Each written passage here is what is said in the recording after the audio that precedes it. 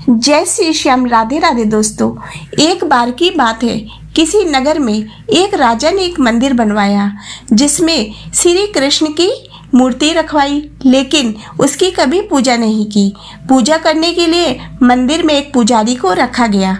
पुजारी रोज कान्हा जी को नहलाता और बड़े ही भाव से उनकी पूजा करता।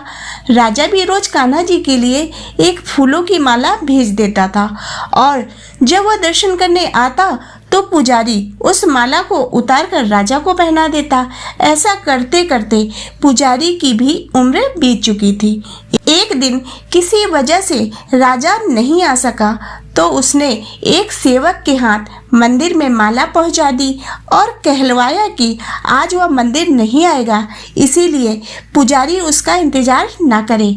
इतना कहकर सेवक चला गया। पुजारी ने रोज की तरह कान्हा जी को माला पहना दी, परंतु जब शाम हुई तो पुजारी ये सोचने लगा, माला उतार कर किसे पहनाई जाए।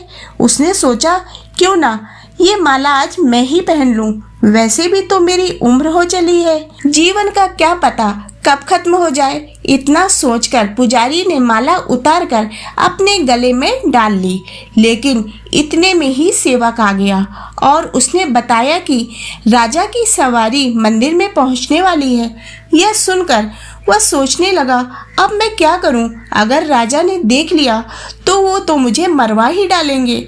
डर के मारे पुजारी ने माला उतार कर वापस कान्हा जी को पहना दी। जैसे ही राजा अंदर आया तो रोज की तरह पुजारी ने माला कान्हा जी के गले से उतार कर राजा को पहना दी, लेकिन माला पर लगा सफेद बाल राजा ने देख लिया। तभी वो समझ गए कि पुजारी ने यह माला पहले खुद पहनी थी और फिर उसे वापस कान्हा जी को पहना दी। राजा इस बात पर क्रोधित हो उठे और उन्होंने गुस्से में पुजारी से पूछा, माला पर सफेद बाल कहाँ से आया? राजा की बात सुनकर पुजारी डर गया और बोल पड़ा, ये तो कान्हा जी का है। अब तो राजा गुस्से से लाल पीले हो गए, क्योंकि कान्हा जी तो भगवान हैं और उनके सफेद बाल कैसे हो सकते हैं। इसीलिए राजा ने फरमान सुना डाला कि कल श्रृंगार के समय राजा खुद वहां आएंगे और देखेंगे सफेद बाल सच में कान्हा जी का है या पुजारी झूठ बोल रहा है। अगर पुजारी ने झूठ बोला होगा तो उसे फांसी दे दी जाएगी। इतना कहकर राजा चला गया।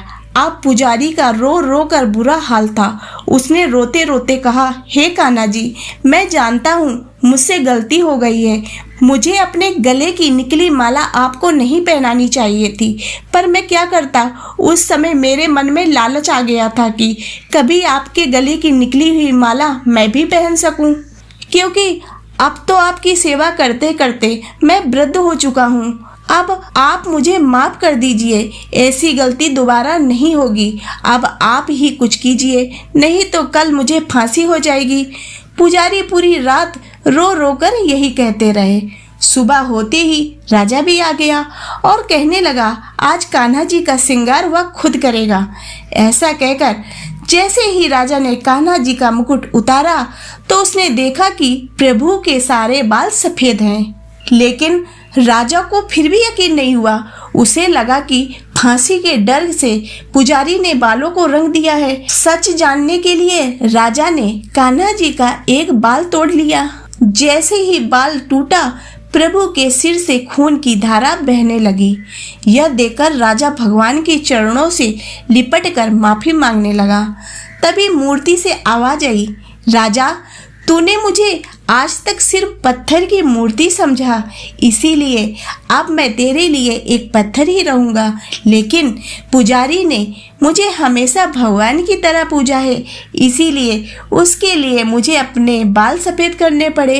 इसीलिए कहते हैं, अगर मन सच्चा हो तो पत्थर की मूर्ति में भी प्राण आ सकते हैं। और वैसे भी भगवान अपने भक्तों पर अपनी कृपा दृष्टि हमेशा बनाए रखते हैं।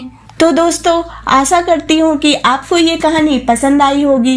यदि ये कहानी पसंद आई हो तो इसे लाइक करें तथा चैनल को सब्सक्राइब करें।